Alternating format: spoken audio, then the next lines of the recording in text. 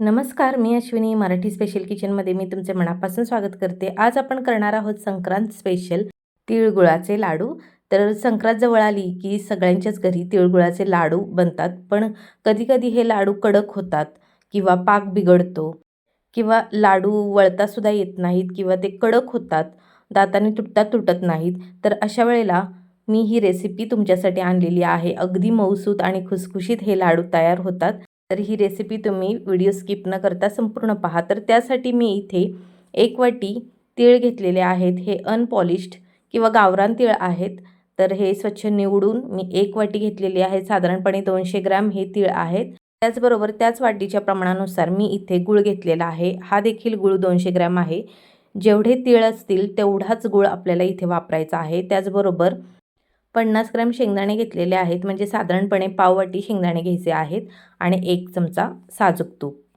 तर सगळ्यात पहिल्यांदा कढई गरम करण्यासाठी ठेवलेली आहे. कढई ही जाड बुडाचीच घ्यायची आहे, जेणेकरून आपण जे साहित्य भाजून घेणार आहे ते करपणार नाही. तर सगळ्यात पहिल्यांदा कढई गरम झाली की यामध्ये मी 1 वाटीभर तीळ घालून घेणार आहे. तर हे तीळ जे आहेत ते मी अनपॉलिश्ड वापरलेले आहेत किंवा या तिळाला गावरान तीळसुद्धा म्हटले जाते. तर या तिळाचा एकदम पांढरा शुभ्र रंग नसतो, तर साधारणपणे असा ब्राउनिश रंग असतो. तर हे तीळ चवीला खूप छान लागतात. त्यामुळे मी इथे अनपॉलिश तीळ वापरलेले आहेत, गावरान तीळ वापरलेले आहेत. तर हे तीळ आपल्याला लो टू मीडियम गॅसवरच भाजून घ्यायचे आहेत. फुल गॅसवर जर हे भाजले तर करपले जातील व आपले लाडू हे कडवट लागू शकतात. त्यासाठी आपल्याला इथे लो टू मीडियम गॅसवरच हे तीळ चांगले असे भाजून घ्यायचे आहेत. तीळ हे तडतड वाजू लागले की आपण काढून घेऊयात एका ताटामध्ये. तर साधारणपणे 5 ते 7 मिनटं हे तीळ लो टू मीडियम गॅसवर भाजण्यासाठी लागतील. तर हे थंड करण्यासाठी ताटामध्ये काढून घेतलेत. आता तीळ थंड होत आहेत तोपर्यंत आपल्याला सेम कढईमध्ये शेंगदाणे भाजून घ्यायचे आहेत. शेंगदाणे देखील लो टू मीडियम गॅसवरच भाजायचे आहेत, कारण की हे शेंगदाणे आपल्याला छान असे खरपूस भाजून घ्यायचे आहेत. त्यासाठी फुल गॅसवर न भाजता मीडियम गॅसवरच भाजून घ्यायचे आहेत, कारण की हे शेंगदाणे हे कच्चे लागले नाही पाहिजेत, कारण की वरून जरी डाग पडले तरी आतून हे कच्चे राहू शकतात. त्यासाठी आपल्याला एकदम मीडियम गॅसवरच हे शेंगदाणे भाजून घ्यायचे आहेत. शेंगदाणे आता चांगले भाजले गेलेले आहे. शेंगदाण्यांना डाग पडलेले आहेत चांगले आणि वासही सुटलेला आहे शेंगदाण्याचा. तर ते काढून घेऊया एका प्लेटमध्ये आणि हे थंड करूया. आता हे जे शेंगदाणे आहेत ते आपल्याला सोलून घ्यायचे आहेत आणि याच्या पाकळ्या करून घ्यायच्या आहेत. त्यासाठी मी इथे ग्लासचा वापर करते आणि ग्लासने हे शेंगदाणे असे खरडून घ्यायचे आहे, जेणेकरून याची साल देखील निघून जाईल आणि याचे 2 ते 3 असे तुकडे देखील होतील. जास्त शेंगदाण्याचा दाण्याचा कूट करायचा नाही. त्याचे आपल्याला फक्त 2 ते 3 तुकडे होतील अशा पद्धतीने हे बारीक करायचे आहेत आणि त्यासाठी मी कोणत्याही मिक्सरचा वापर करणार नाही. तर अशा पद्धतीने मी ग्लासने हे असे दाबून घेणार आहे, जेणेकरून याचे तुकडे होतील आणि साल देखील निघाली जाईल. तुम्ही खलबत्त्यात देखील हे थोडेसे ओबडधोबड कुटून घेऊ शकता. तर आता हे मी अशा पद्धतीने करून घेतले. तर याची संपूर्ण साल देखील निघालेली आहे आणि याचे थोडेफार असे ओबडधोबड तुकडे देखील झालेले आहेत. अशाच पद्धतीचे आपल्याला शेंगदाणे हवे आहेत. तर आता सेम कढईमध्ये मी तूप घालून घेते. 1 चमचाभर तूप घालायचे आहे. तुपाने लाडू हे मऊसूत होतात, त्याचबरोबर चवीला देखील खूप छान लागतात आणि एक वेगळीच चकाकी लाडूला येते. तर आता तुपामध्ये मी 1 वाटी गूळ घालून घेतलेला आहे. गूळ थोडा वेळ परतून घेऊया. आता या गुळामध्ये 2 ते 3 चमचे पाणी घालून घ्यायचे आहे. त्यामुळे गूळ हा पटकन विरघळला जाईल. तर यामध्ये पाण्याचा वापर केल्यामुळे आपले तिळाचे लाडू हे अजिबात खराब होणार नाहीत किंवा बिघडणार नाहीत, कारण की हे जे पाणी आहे ते गुळाचा पाक होईपर्यंत निघून जाईल किंवा त्याची वाफ तयार होऊन ते उडून जाईल. त्यासाठी आपल्याला फक्त 2 ते 3च चमचे पाणी वापरायचे आहे. आता हा गूळ देखील आपल्याला पाक तयार करत असताना मीडियम गॅसवरच करून घ्यायचा आहे, कारण की फुल गॅसवर केलं तर पटकन हा गूळ करपू शकतो आणि आपल्या लाडूची चव देखील बिघडू शकते. त्यामुळे मीडियम गॅसवरतीच आपल्याला हा पाक तयार करून घ्यायचा आहे. आता गूळ हा पूर्णपणे विरघळला गेलेला आहे आणि गुळाच्या पाकाचा कलरसुद्धा थोडासा चेंज झालेला आहे.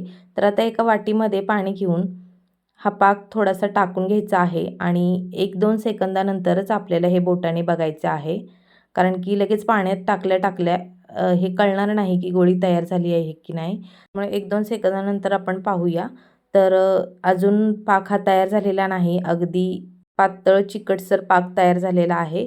तर आता 2 ते 3 मिनटं अजून आपण हा पाक शिजवून घेऊया. 2 ते 3 मिनिटानंतर पुन्हा आपण वाटीमध्ये पाणी घेऊन पाहूया आणि त्यामध्ये हा पाक टाकूया. 1-2 सेकंदानंतर आपल्याला हे बघायचे आहे की गोळी तयार होते का.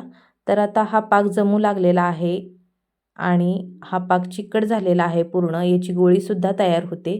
तर अशी जेलीसारखी ज्या वेळेला गोळी तयार होईल त्यावेळेला आपण समजायचे की आपला पाक हा तयार झालेला आहे. आणि आता ही ज्या वेळेला वाटीमध्ये आपण टाकून बघायची आहे, याचा असा टणकन आवाज आला की समजावा आपला पाक हा परफेक्ट तयार झालेला आहे. आता गॅसची फ्लेम ही पटकन बंद करायची आहे. यापुढे पाक जाऊ द्यायचा नाही, नाहीतर आपले लाडू हे कडक होतील किंवा लाडू हे वळता देखील येणार नाही. आता या पाकामध्ये आपल्याला 1 चमचाभर वेलची पावडर टाकायची आहे. ही पूर्णपणे ऑप्शनल आहे. तर मी 4 वेलच्या साखरेमध्ये बारीक केल्यामुळे ही वेलची पावडर ही पांढरट दिसत आहे. आणि नंतर आपल्याला यामध्ये तो सिक्रेट पदार्थ टाकायचा आहे, तो म्हणजे पाव चमचा सोडा. जो खाण्याचा सोडा असतो तो पाव चमचा यामध्ये घालून घ्यायचा आहे. त्यामुळे आपले लाडू हे एकदम खुसखुशीत होतील. तर सोडा टाकल्याच्या नंतर तुम्ही पाहू शकता हा पाक किती फेसाळलेला झालेला आहे, जाळी सुटलेली आहे. याचमुळे आपले लाडू हे खुसखुशीत होणार आहेत. एकदम असे खाताना मऊ आणि कडकडीत न लागता हे लाडू एकदम खुसखुशीत लागणार आहेत. तर आता लगेचच आपल्याला यामध्ये तीळ घालून घ्यायचेत. तीळ घातल्याच्या नंतर यामध्ये शेंगदाणे घालून घेऊयात आणि लगेचच आपल्याला हे मिक्स करून घ्यायचे आहे. अजिबात वेळ घालवायचा नाही. पटापट आपल्याला हे मिश्रण मिक्स करून घ्यायचे आहे, जेणेकरून पाकामध्ये हे सर्व साहित्य मिक्स झाले पाहिजेत. आणि लक्षात असू द्यात की गॅसची फ्लेम ही आपण मगाशीच बंद केलेली आहे. आता हे सर्व लाडूचं साहित्य मिक्स झालेलं आहे. तर मी एका भांड्यामध्ये अगदी उकळलेलं पाणी घेतलेलं आहे. त्यावरती ही कढई ठेवायची आहे, जेणेकरून खाली जर उकळलेलं पाणी असेल तर त्याच्या वाफेने हे मिश्रण आपलं घट्ट होणार नाही आणि लाडू हे चांगले वळता येतील. सैलसरच मिश्रण राहील.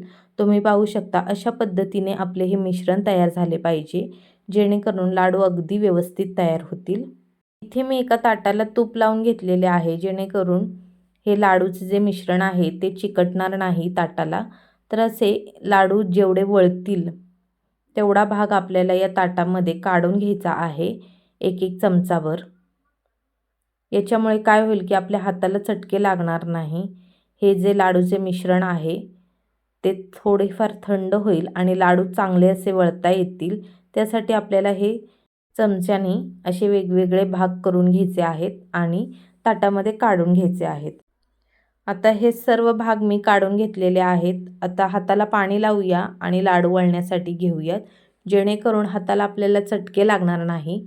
आणि तुम्ही पाहू शकता की थोडेफार थंड झाल्यामुळे आपल्याला पटकन असे लाडू हे वळता येत आहेत. अगदी एका हाताने देखील आपले लाडू हे पटकन वळले जात आहेत. तर आपले मिश्रण हे लाडूचे अगदी परफेक्ट तयार झालेले आहेत. त्यामुळे पटापट लाडू आपल्याला वळता येणार आहेत. तर हा लाडू बघू शकता तुम्ही किती मस्त असा तयार झालेला आहे. आता अशाच प्रकारे मी इतर राहिलेले लाडूसुद्धा वळून घेणार आहे. आता हे लाडू जे आहेत ते बनवत असताना आपल्याला हे दोन्ही हातावर सुद्धा गोल गोल फिरवून घ्यायचे आहेत. त्यामुळे काय होईल की लाडूला एक प्रकारची चकाकी येईल. तर तूप टाकल्याचा हाच फायदा असतो की लाडू हे वळले गेले की याला छान अशी चकाकी येते. तुम्ही पाहू शकता अशा प्रकारे पटकन आपले लाडू हे वळले जात आहेत. जास्त दाब देण्याची गरज लागत नाही आणि लाडूला चकाकी देखील खूप छान येते. त्यामुळे असे एका हाताने वळून पुन्हा दोन्ही हातावर गोल गोल फिरवून घ्यायचा आहे लाडू. त्यामुळे पटकन वळले जातात हे लाडू आणि लाडू हे छान चकचकीत देखील दिसतात. तर हे काढून घेऊयात आणि अगदी शेवटचा लाडू देखील आपल्याला अशाच पद्धतीने वळता येणार आहे. कारण की आपण जे मगाशी पाणी ठेवलेले होते, उकळलेले पाणी कढईच्या खाली ठेवलेले होते, त्यामुळे हे मिश्रण अगदी मऊच आहे आत्ता. त्यामुळे लाडू हा शेवटचा देखील आपल्याला चांगला असा वळता येतोय.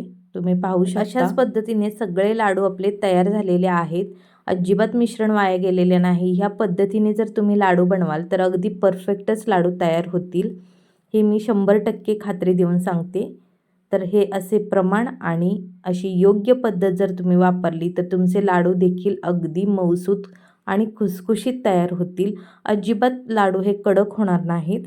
तर ही लाडूची रेसिपी जर तुम्हाला आवडली असेल तर व्हिडिओला एक नक्की लाईक करा. त्याचबरोबर चॅनलवर जर नवीन आला असाल तर सबस्क्राईब करा आणि शेजारील बेल घंटेवर प्रेस करा, जेणेकरून मी अपलोड केलेल्या छान छान रेसिपींचं नोटिफिकेशन तुमच्यापर्यंत सगळ्यात पहिल्यांदा पोहोचेल. चला तर मग पुन्हा भेटूया अशा छानशा रेसिपीसोबत. तोपर्यंत मस्त खा, स्वस्त रहा. व्हिडिओ पाहिल्याबद्दल धन्यवाद आणि सगळ्यांना संक्रांतीच्या हार्दिक शुभेच्छा.